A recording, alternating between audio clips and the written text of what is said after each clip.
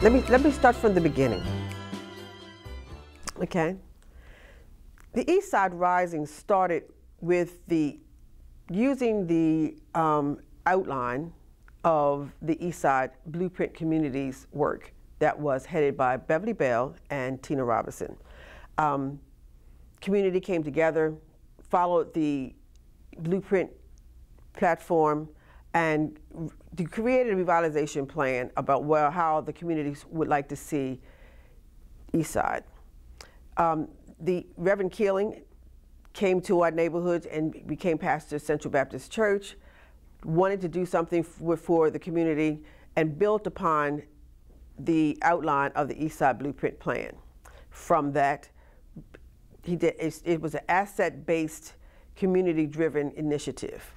I went out and actually did an assessment of the needs, the wants, the desires, the current assets of the community.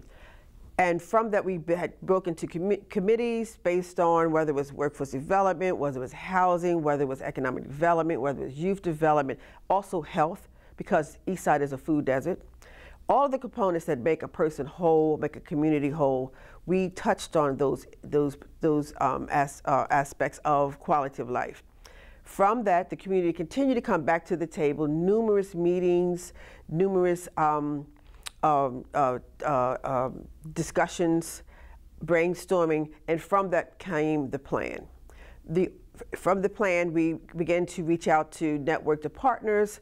We presented it to financial institutions, to other housing development organizations, especially those that are right in our neighborhood, and said, let's merge and collaborate on our individual efforts and make Eastside to be a great place and rise it back up to be the great neighborhood that it once was. And that's how we came with the title of Eastside Rising. We just experienced the other day the first demolition of the first 8 houses on Bennett Street that's being renovated by the Wilmington Housing Partnership, one of our housing partners. They're going to demolish 8 vacant properties and build up 5 beautiful 3-bedroom, 2.5-bath with garage homes for families. And the goal is that not to bring necessarily new families into the neighborhood, but to work with our current families in the neighborhood who are probably renters, work with we have our own federal credit union, Stepping Stones, who will help them to do credit, to help them with the credit to get them prepared for a mortgage, again, using the assets that are inside of the Eastside. And hopefully those current residents that are paying high, enormous rents for houses will be able to purchase a brand new home of their own. There are other components. We have the Brush with Kindness, which is a facading program that was headed up by the Central Baptist Community Development Corporation and members. And from that, they've gotten financial support and working with Habitat of Humanities to do new facades and some internal upgrading to the houses that are in between the vacant properties that we are renovating, so that the entire block will have a whole new look, and the current homeowners' houses would be of the same standard and values and quality as the newly renovated houses. So you see that you won't be able to see, it'll be seamless, a brand new Eastside. So our banners that are on the Eastside that says a new Eastside, where people would actually know what we're talking about now. The most exciting part about all of this is that it is community driven. All of this came out of the wants and desires and the aspirations and the hard work of the community residents who came to the numerous meetings, who did the brainstorming, who created the programming that's necessary to make all this happen. You know, and we built upon the assets that we already have within our neighborhood, the nonprofits. We have our own federal credit union, so they're providing support services. And then we partner with financial institutions. I think something that's happening here in the Eastside Rise is that it's historical. I don't believe there's ever been a time when such a diverse group of individuals, private developers, nonprofit organizations, multiple financial institutions, faith-based organizations, educational institution by using the University of Delaware and Delaware State University. Forgive me for leaving them out because they're doing our entrepreneur training. So we also working with unions. The Local 55 was training our unemployed residents in Eastside to be trained in the skill of housing renovation. So they will partner with our housing organizations that are within the part of our Memorandum of Understanding that we have signed. So when all of us do their housing renovations, they will hire from our own residents. So it's a mixed match collaboration of everybody putting something on the table and everybody getting something out. I don't think it's ever been done before. I don't think it's ever had such a diverse group of individuals, institutions come together to address something that is going to make a major, major change for the East Side. East Side is definitely on the rise, not only in the idea, but in its neighborhood current environment, but it's going to rise the spirits and the aspirations of the individuals. We know that right now there's a high unemployment. We are creating jobs, and we're creating jobs from individuals who live in the East Side who have a dream maybe to own their own business. Because part of the Eastside Rising initiative is also to have an empowerment center where we have an industrialized kitchen because food is so essential. Food is so essential to the mindset of a person. I mean, your brain power comes from the food that you digest. So if you eat good food, you got good thoughts, that holistic look. And so with creating and nurturing our own entrepreneurs right in our neighborhood, most likely those businesses would hire people right from the neighborhood. So we are rising, not just in the brick and mortar, but in the spirit of the individuals. Our economic stature will be rising. East Side will be rising, and it will be a stellar example for what community can do, because this is community driven. So when you hear that it's time for your civic association meeting and there's things happening in your neighborhood, this is an example of why you watching me should go to those meetings, why you should have some input. We had an amazing turnout of individuals to come out to our one-year recap of the Eastside Rising initiative. It was such a diverse group of individuals from all walks of life, from all various industries, and it just made my heart feel good to hear all the great things that the Eastside Rising has done. And from here, you'll be able to hear from Reverend Keeling, who has been the spirit of all of this, more about the workforce development component of the Eastside Rising initiative. And so we are looking to train people, but of course you can't train people unless you got a job for them. And so we have built a relationship, a Memorandum of Understanding with the Challenge Program, which is one of our East Side partners. And I'm going to ask Andrew if he'll come forward, Andrew at McKnight, and if he will tell us how that relationship will work and what the Challenge Program does.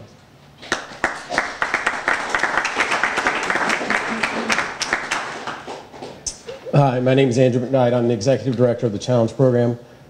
We are a job construction training program for at-risk youth. We work with kids 18 to 21.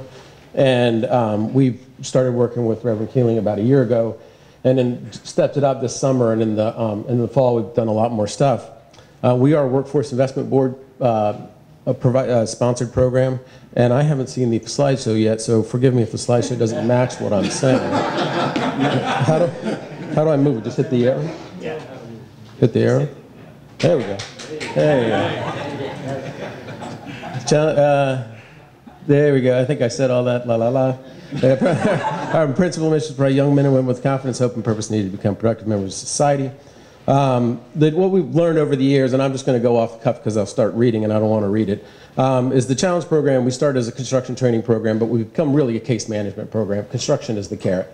So construction brings the kids in, gives them a skill, but what we really do is provide wraparound services, case management. I think a lot of the verbiage that you've heard Reverend Keeling talk about is stuff that we've learned over 20 years of experience of doing this kind of thing, which is the kids that we work with can't get and hold a job unless we deal with probation, driver's license, credentialing, homelessness, you know, whatever fines they might have, whatever they need to do to put work as a priority in their life to get them to work is the things that we take care of. Construction is what keeps them coming to our job every day, but the jobs that we do aren't the principal thing that we produce. What we produce is people that can go out and work and hold jobs.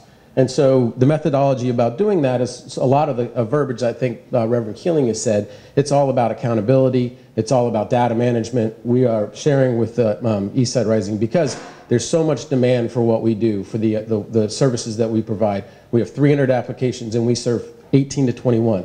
300 applications for 30 slots a year. That's you know, that's 1 in 10. It's like there's a lot of competition for the kids that get in the program because it's a paid internship. It's a paid training program. So there's a lot of room for this kind of job development to go on, and especially in the East Side, he's not replicating any services. There's not anything for adults in the East Side to do. So these partnerships with Eastside Rising, with Local 55, with these kind of organizations are filling a great big void in the community.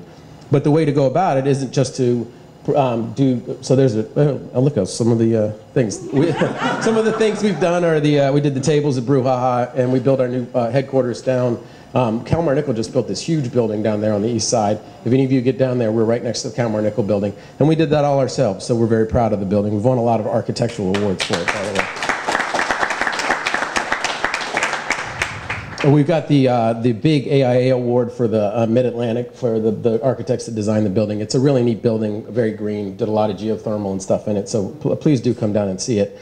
One of the principal things I think that we've been doing with the Central Baptist CDC and Reverend Keeling is putting together grant applications and understanding accountability. So we've done a bunch of applications in the fall. We're very confident that we're going to get some money out of that. And getting grant applications, as a lot of you nonprofit people know, is about, are you delivering services? Are you accounting for these services? Do you have database management? How many people, are you putting butts in seats? Are you measuring those? In the workforce investment world, which we've been in for 20 years, if you don't write down and track everything you did for the last 10 minutes, it didn't actually happen. And so Reverend Keeling and a lot of folks that come in with good intentions have to understand, if you don't sit down every day and log in what you do and do your case notes and do your tracking and do your data management, it didn't happen. They don't care. They're like, oh, look at all these people that think we do great things. That doesn't matter. What matters is, do you have the data to back it up? And so we're going into this approach saying, Reverend Keeling, this is all well and good, but let's put the data to it. Let's get we have a cloud-based case management application that we use that tracks all our trainees, and let's put some data with it, and then have that kind of accountability as we go forward for the years to come. So we look forward to doing that. We look forward to the partnership, and I think it's going to be something that we put together that can sustain itself for years. So thank you very much.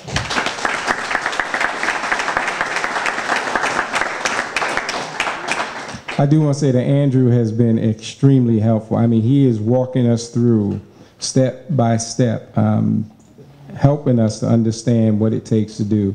And I don't think he really covered as deep the amount of stuff that he's actually doing to help us. But I cut his slides back too. So. Which is a good thing. He's like a parent. Urban Acres Produce. Urban Acres Produce is a part of the Community Development Corporation. It is a LLC that is up underneath the Community Development Corporation that was put together for the purpose of creating jobs. It was also put there to play an active role in the improvement of health in the community. You know that this is a food desert, and what we set out to do was kill two birds with one stone, so to speak, create jobs and deal with the lack of fresh produce in the community. And we've also had as a goal that there should be a distribution center where fresh produce could be distributed, come from southern Delaware, have a place of distribution on the east side that would service schools, that would service hotels, and also be able to have a retail operation to deal with the food desert problem.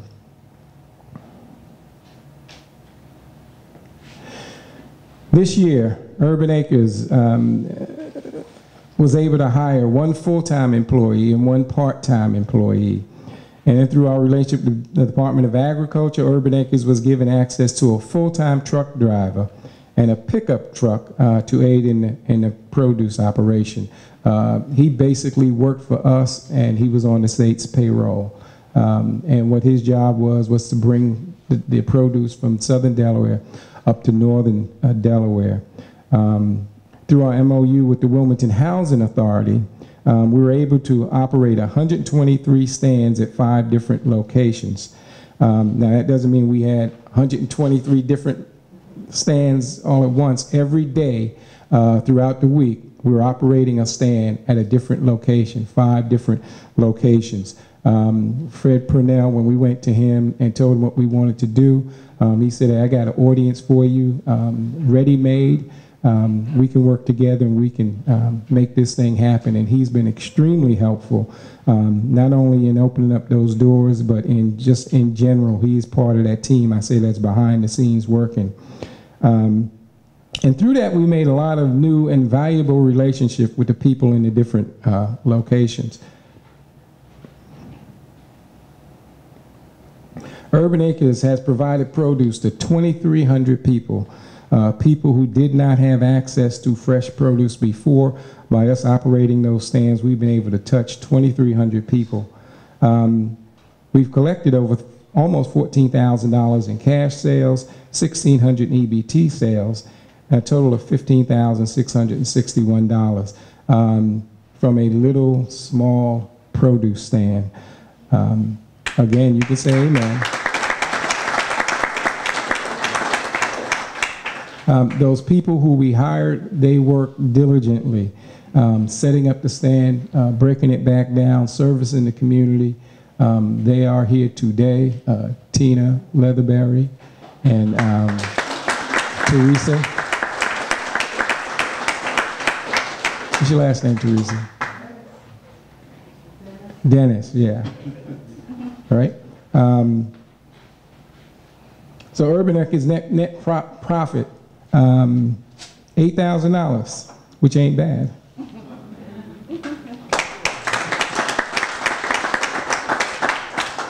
So as I said, with the director of the Wilmington Housing Authority, Fred Purnell's help, we were able to go into 5 different locations, 4 more than we did before. We always operated one here at Central Baptist.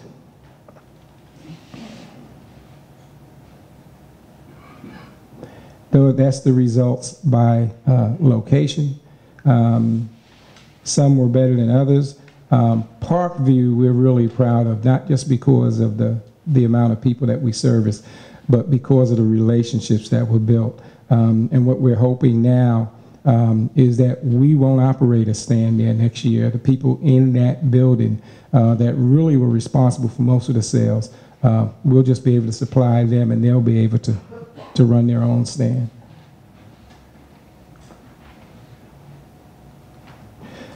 So, future plans. Transition to year-round service through our e-commerce component, which you'll see a little later.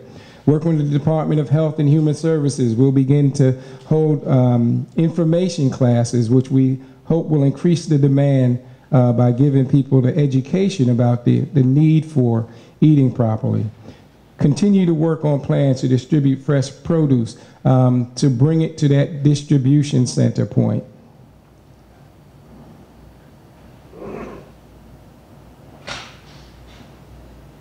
And of course, we continue to have needs. We really do need to look at a marketing campaign and how do we start to drive this business and the message about access and education on eating fresh produce. And that whole piece of service in hotels, restaurants, schools, and assistance in taking the next step in the total distribution process of the Urban Acres process.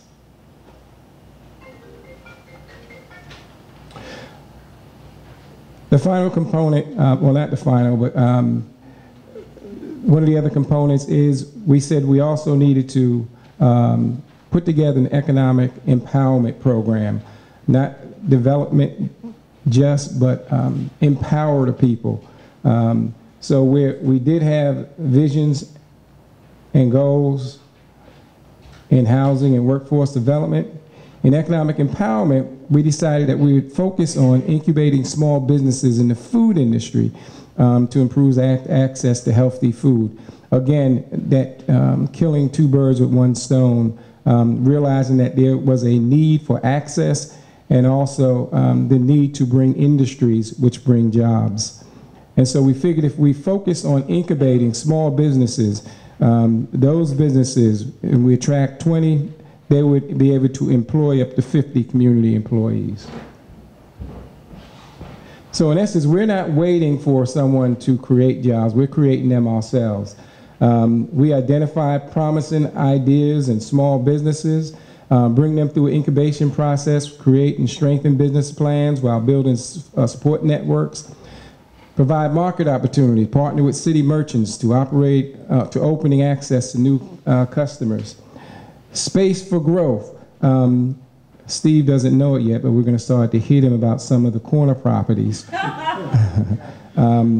Because what our thought is that if we can control those corner properties, we can start to have a brick and mortar place for these people who are coming through this process and control what comes into our communities. We don't need any more liquor stores.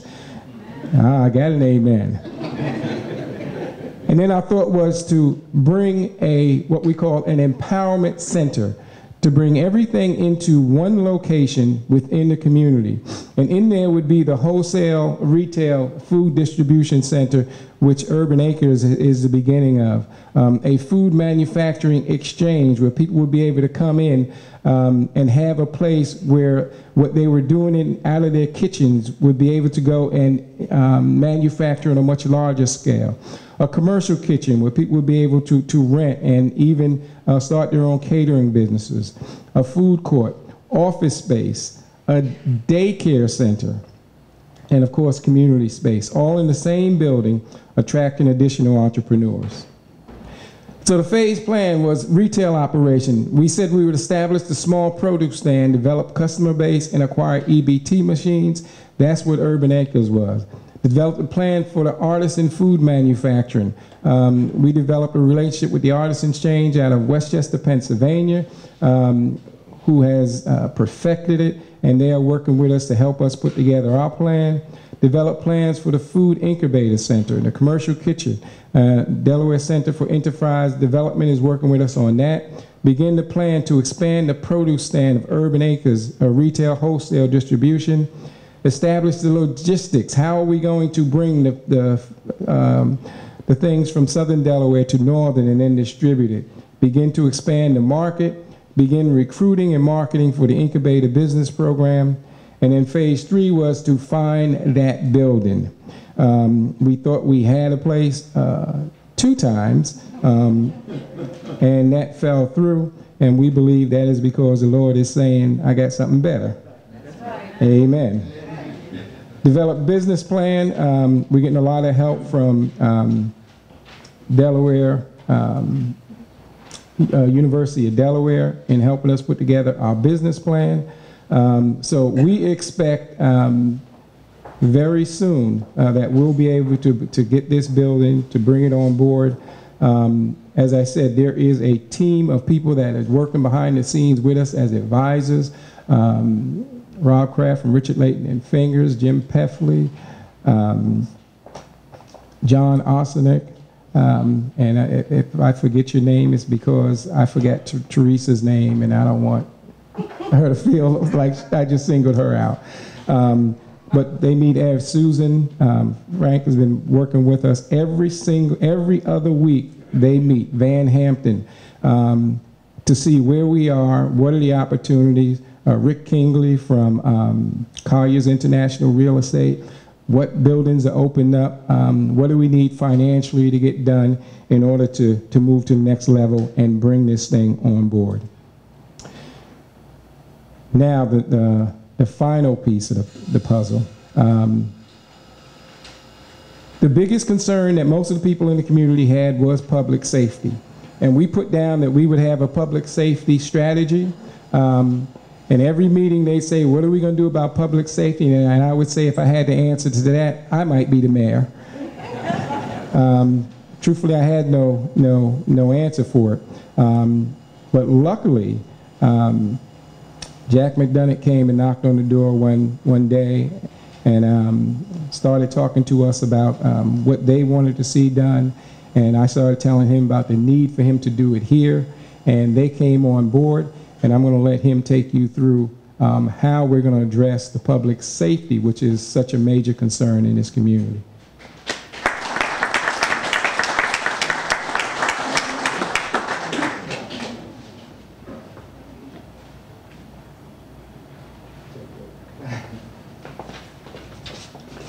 Well, it's so great to be here. Thank you, Pastor. Really appreciate it. The Andrew, is that arrow up? Is that what it is with this PowerPoint? Okay. So in the spring we did come visiting Pastor Keeling. I'm part of what's called the Crime Strategies Unit in the Attorney General's office. It's led by Prosecutor Dan Logan, and we also have John Grimm here as one of the leaders, and I'm going to talk about what he does. Monil Amin is also here, a prosecutor. But what we wanted to do really is not simply to react to crime like we always have in the past in our system throughout the country, in the federal system, but really get ahead of it and try to go upstream. So at that time in the spring, I learned of Pastor Keeling. He came here and of the Eastside Rising effort. And what was really important was he had the Public Safety Committee. And he talks about collaboration. I think that's a key word. This committee, this effort, is going to be led by the community. And we meet every Thursday between 4 and 6, right here in the basement. John Saratello, better known as Shark, is also a member, investigator. He's with me. And we listen, we communicate, we discuss. We try to figure out what is the best plan going forward. Now, I'm going to show you what we have at this point. This is an evolving plan because it's such a complicated issue. But we've gone around the country also. John Grimm went to Dallas, and what we have is what's called a proactive focus zone. I'll start. Let me identify first the members of the committee. Alfie Moss and her husband Dexter, Judge Tolson, Joanne Gatewood, Beverly Bell has been on the committee, Don Farrell, Conrad Commitz, and these folks really are invaluable because they have the finger on the pulse of the community. They keep us steered in the right direction. And what I want to show you is what we have at this point.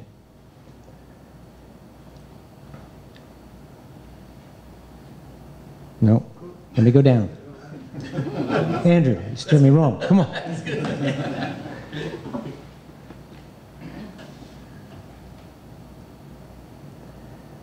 All right, it is a key to have collaboration. So as we got started, it isn't simply, we're not the only government entity involved. The city has been a key partner. License inspection, we walk every Friday, we're going to talk about that in some detail, has been essential to this effort. The Wilmington Police, Captain Macetic is in the back. He's committed more resources here now to try to really get a handle on the community before these more social efforts can take hold. The Department of Public Health, also a key partner because it's a wraparound services. We know now that we can't look at any of these things in a vacuum. This touches everything in order to be successful. But we can be successful. I've seen it when I was in federal probation. We talk about employment. The University of Delaware studied 80 medium to high risk offenders in 2009 and found a 58% lower rate of recidivism because of those placed in employment and receiving other services like cognitive behavioral therapy. The hope is in the initial stages, and we're still in the initial stages, is that peace and some feeling of safety will come to the community and allow it to grow, for folks to come out. And we do walk every Friday, led by John Grimm. What John is, he walks again with public health, with a Wilmington police officer, with somebody maybe from, this Friday will be from Department of Alcohol, Tobacco, will be with us. And as I mentioned, L&I. And what we do is really try to form first relationships, to build a level of trust.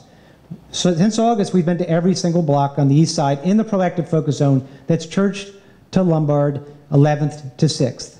And during these times, we've had a range of experiences. And what we're seeing more recently, folks who know us, and they welcome us. It's good seeing you again. How are you today? Now, not everyone, mind you. No surprise, I would be. Here's what we also see. We recognize those probationers who don't want to do the right thing.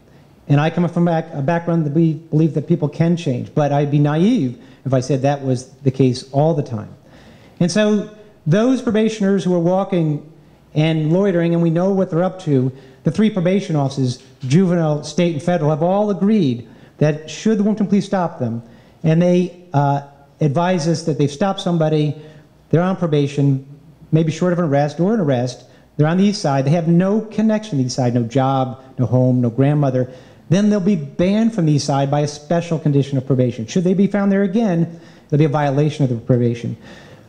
That's a layer, an initial layer, and we're still in the process. I have a spreadsheet now. I'm keeping of all these probationers, and the list is growing, which is a good thing because this means coordination between these different agencies. We're hoping that we can get this put in GELGIS, which is the computer database so the police can see restricted probationers. Our unit, our prosecutors, have special powers. They can take action, nuisance abatement action, and they have. They've done it twice now on Taylor Street. Really a beautiful block, just 1 block down, great people. 2 houses were creating havoc this summer. And our prosecutors addressed that. And about 2 months ago, I think these are big victories. I was walking up and 2 elderly women were on their porches and they said, this is the first time in the year we've been able to read outside.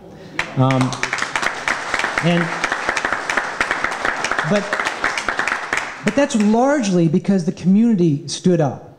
They came to us. They came to these meetings. They told us it took a great deal of courage because we know there could be retribution. And you can see this is starting to beginning to happen now. In the beginning, people were leery of us. They didn't know what our motives were. Our prosecutors ultimately can seize properties and have done that in West Rehoboth already. Now,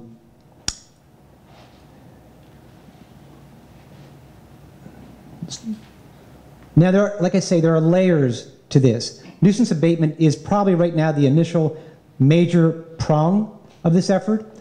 Coming soon, and in fact, the application is open for what's something called building blocks.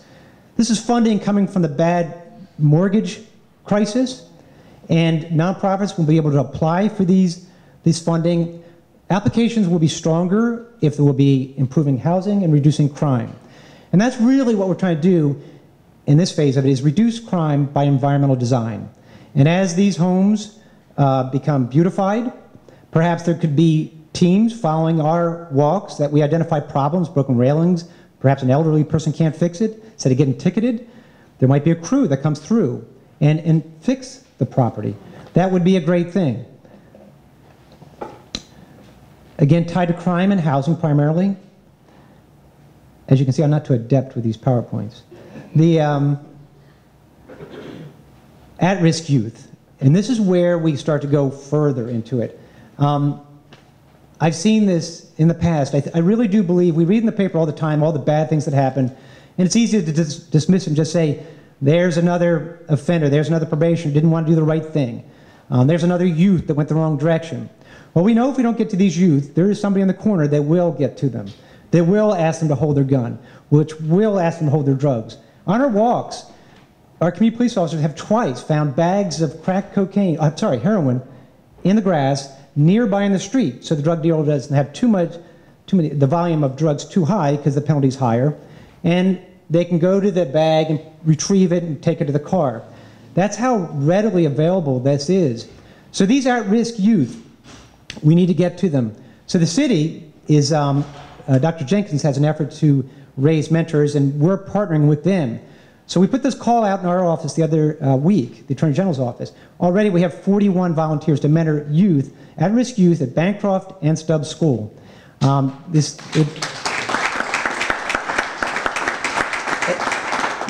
one might say, well, what does an hour do a week? The teachers tell me there that they'll go into the room and they'll go to Jimmy, your mentor is here, your big brother, and then Joey on the other side is, how about me? How about me? There are 30 kids at Bancroft that don't have big brothers, big sisters, mentors that would like one. And so we wanted to fill that void in partnership with the city.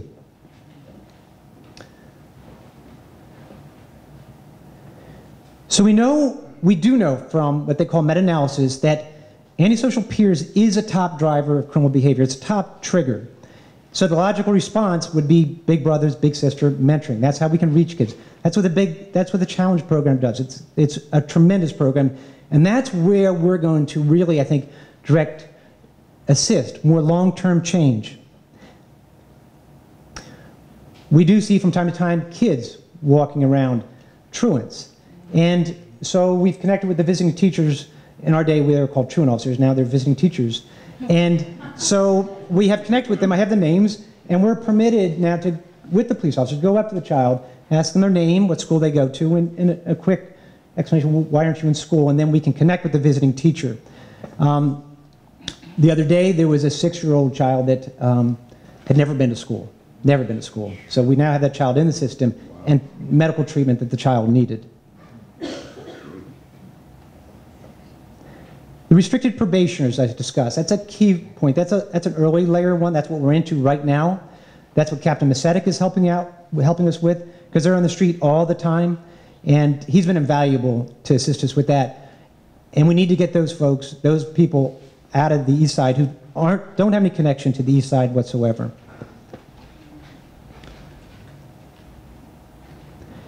There's going to be special law enforcement efforts coming through now.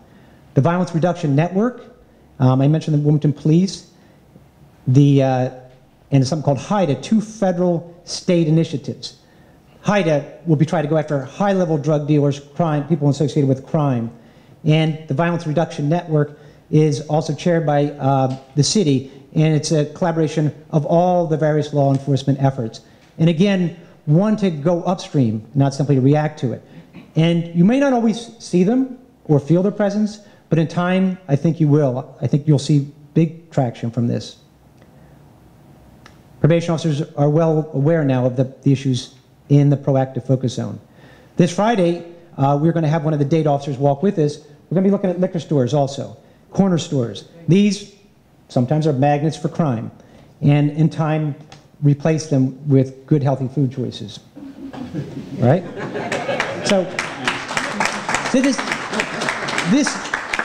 this does really touch every area. Public health is key, and I'd like to tell a story about the partnership with public health. So we were on Church Street a couple months ago. It was a vacant property. We see those, and the community police officers went in. They're very brave. They just charge in. We found a lot of evidence of drug usage upstairs, and clearly someone was living there and had a problem. While we were there, that person came back to the house. We went outside, and of course the house had to be boarded up. And the gentleman looked distraught. I have no place to stay. I have a drug problem. Emmanuel called into his contacts. Quickly, were able to address both those services. The community police officers, I think, used wisdom and were prudent. And they didn't arrest him. They could have. I mean, the system is choked. Be just another homeless drug addict. Instead, try to seek treatment. And so that's the wraparound service I'm talking about, and I think that's public health is a key partner in all of this, as everyone is. Now,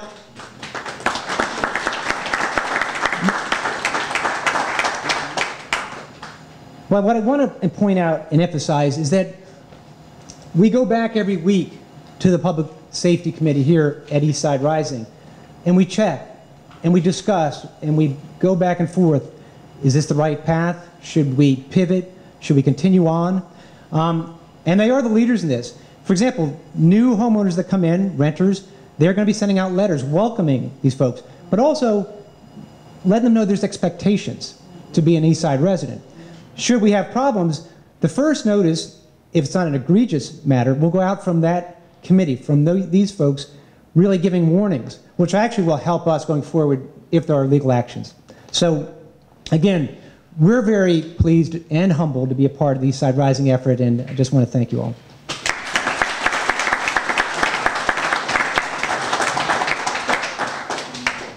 The Central Baptist Community Development Corporation, as I said, is the entity that we are working through to bring about this change from a community standpoint. And we've come this far purely because some people have stepped forward and seen what we wanted to do and agreed to help us. One of those people is Demetrius Pinter, who is the IT person from the University of Delaware, and he runs his company called Nuts and Bolts Web Design. He came on and said, okay, you need a website, and he has put together the website, but it's not just a website. So I asked him to come and just briefly give us an overview of what we're doing and what our presence is on the web. Okay.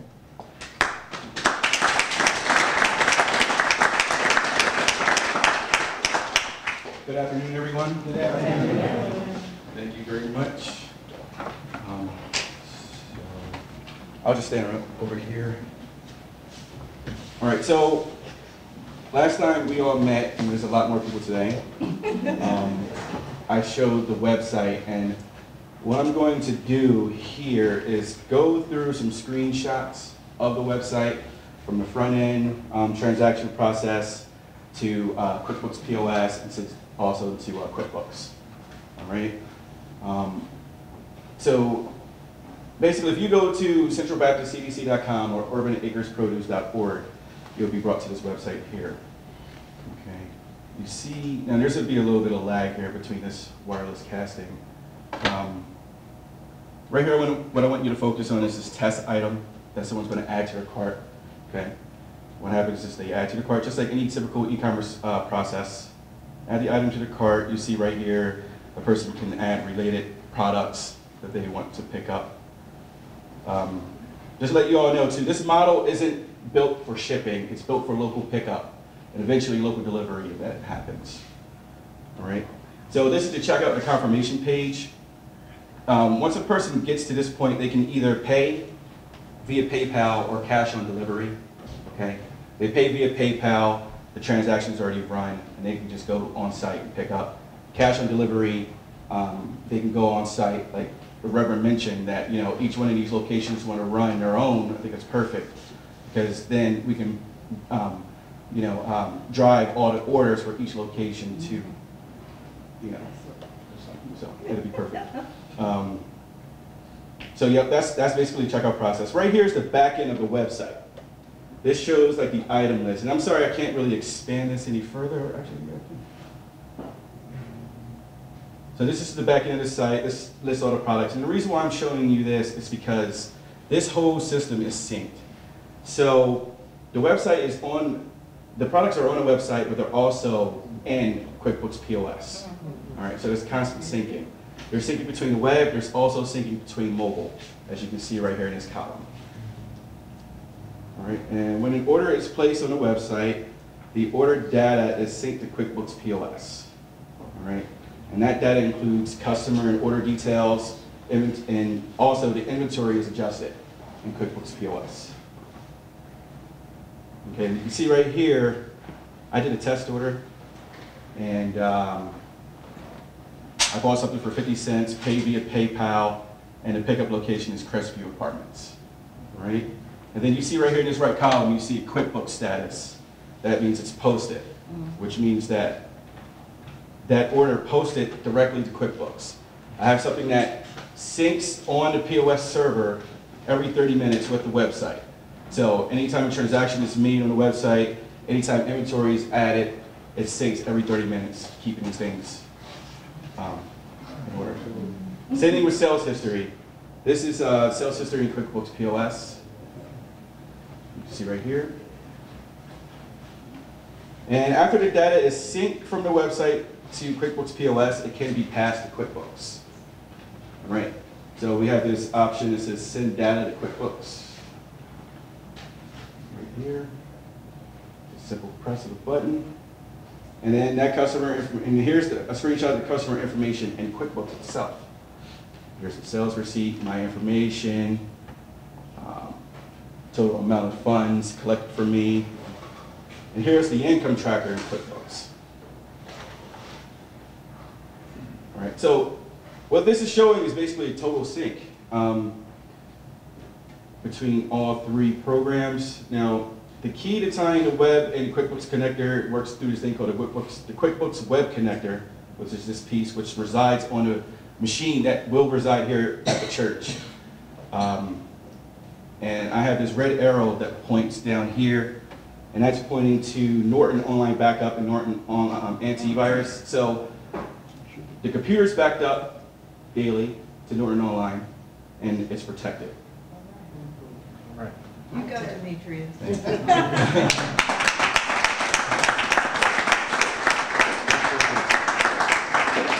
All right, now the next thing I want to show is the mobile component. Okay, so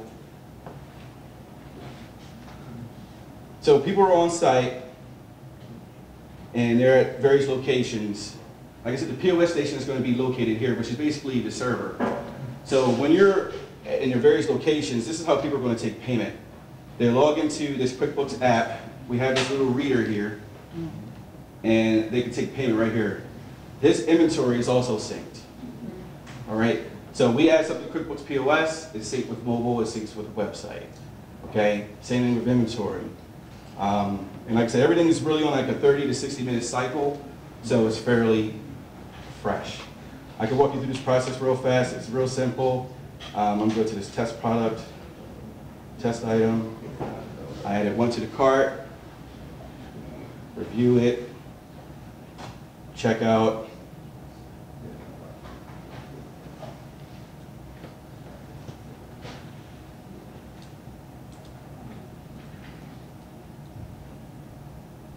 There's a card reader. If I had a card, I would swipe it here. It would take the person through the transaction. Pretty seamless. But I'll show you the end result of that. So after the person checks out, this is the type of receipt they get.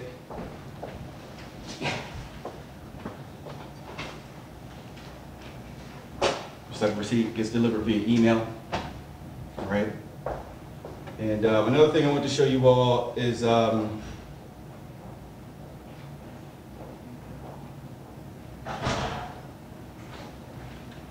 the checkout page. This is the actual live checkout page. And what I want to show you is right here. This is where they choose their pickup location.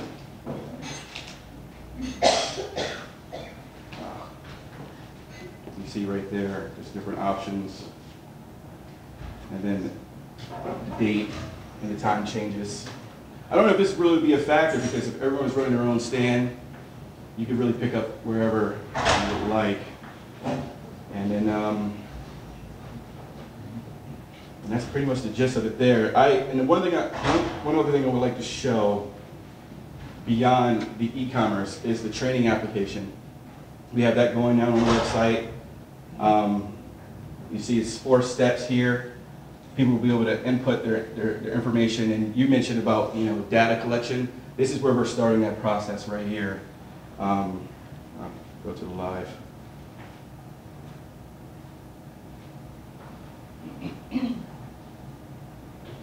So yep, this is a 4-step process here. They just fill in all their information, government assistance housing, highest grade, level completed, etc. The idea now is to expand upon this and offer like reporting. There's a way that we can take this and build our own social network onto the website using this data. And so that's the future plans. And that's pretty much my information. Thank you. There's a lot to this. I realize that training component, and one thing you mentioned about wanting to get more marketing, more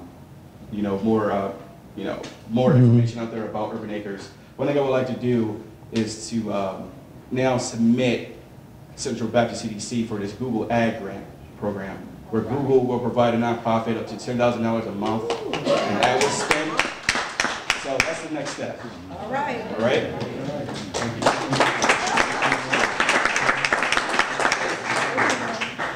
Okay, so hopefully what you've seen the progress that we've made.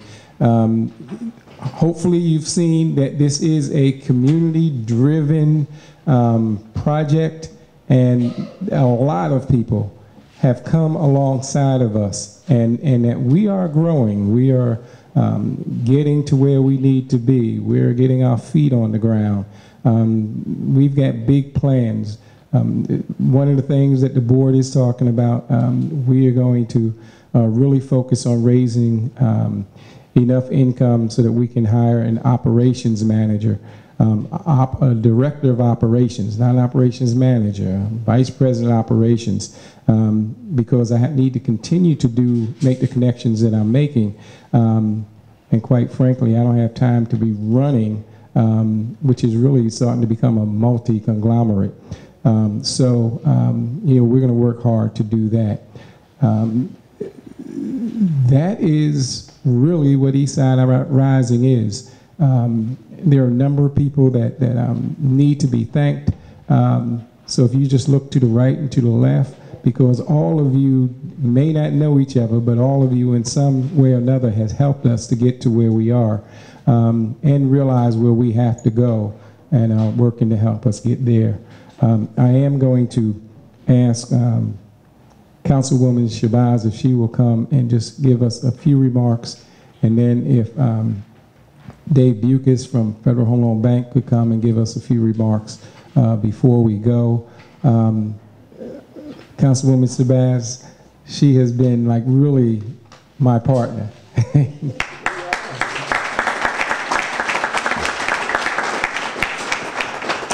Well, first I would like everyone to please give Reverend Keeling a round of applause for all of his work.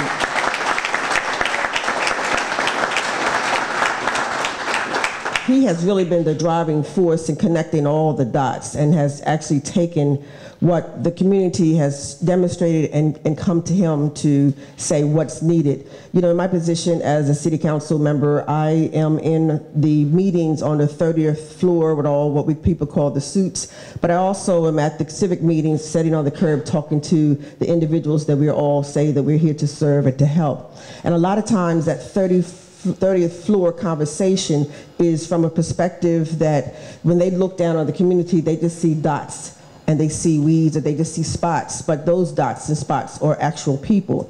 And those people sometimes are not giving the value that they know what their needs are, because they're in a state of need. But I think this Eastside project has demonstrated that the community does know what they need and how they need it. All they needed was those of us who serve them to come and do what they say they need. And this project has demonstrated that. So this is community driven, but it's also a collective. All of us are not working in silos. We're working on one solid thing: food, clothing, and shelter, education, and employment, which everyone needs, no matter what standard of life that you're in. So we've come together, we've demonstrated that we can do it. We're saying, please show us, give us the tools to do it. Don't just give us a fish, but show us how to fish, and we will sustain our neighborhood. Eastside was a place that has grown some of our greatest leaders in the city of Wilmington, in the state of Delaware. Lewis Redding himself came from the east side of Wilmington. So we know we have the energy, the environment, and the tenacity to do what's necessary. All we need is just an opportunity and the resources to do it. And I want to thank everyone in this room who has participated, who's provided us with the resources to give us a chance to get back to be on the east side, the great neighborhood that we know that we are. And this is just an example of what can happen throughout the entire city of Wilmington. We're starting with the east side. We've partnered with some of our collaborations with Southbridge. There's a Southbridge management plan that's extended there. There's the West Side Futures that's happening there. And there's a lot of different community-based, community-driven projects. And I ask that everyone to come down, take off your shirts and ties, sit on the curb with the people, and hear what they say that they need, and become partners with them. Thank you.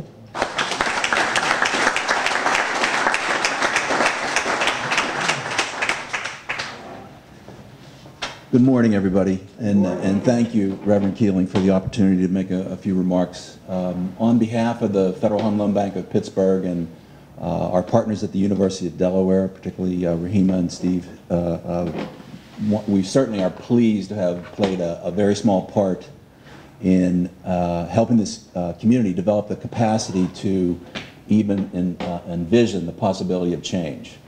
And one of the core components of the Blueprint Communities Initiative is this idea of gathering, recruiting a committed group of stakeholders that can get together bring them some training, offer them some technical assistance, provide coaching along the way so that they can not only create a vision for the community, but also put together an action plan for implementation and achievement of that vision.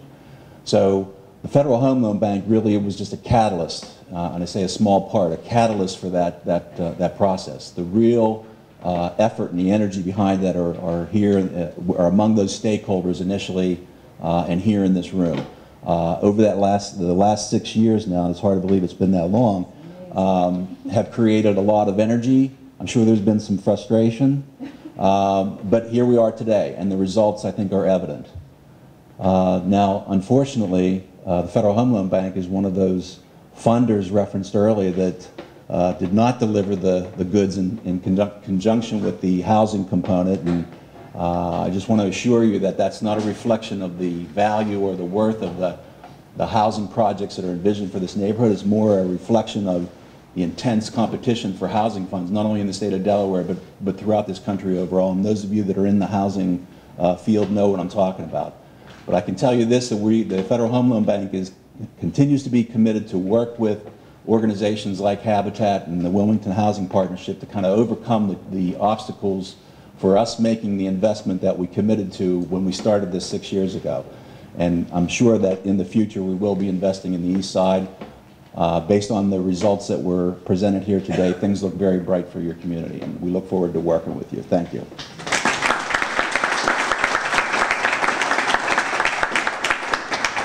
So I know the time is getting late, and I know that we got a 2-hour limit on parking. Amen. So I just want to thank all of you for coming out, taking the time out of your day to let us brag about this community. There's been a long time talking about all the negatives. Hopefully you will leave here with a feeling of a positive thing that's happening in this community. People have talked about, why am I doing this? I should be saving souls. And I have to remind them that we talk about salvation as whole salvation. It's not just about dying and going to heaven. It's about addressing the hell that they're living in now. Again, I thank all of you. Hopefully you got a chance to see how broad and how deep this project is. Thank you very much, and we'll be around for questions if you need to grab us. Thanks so much.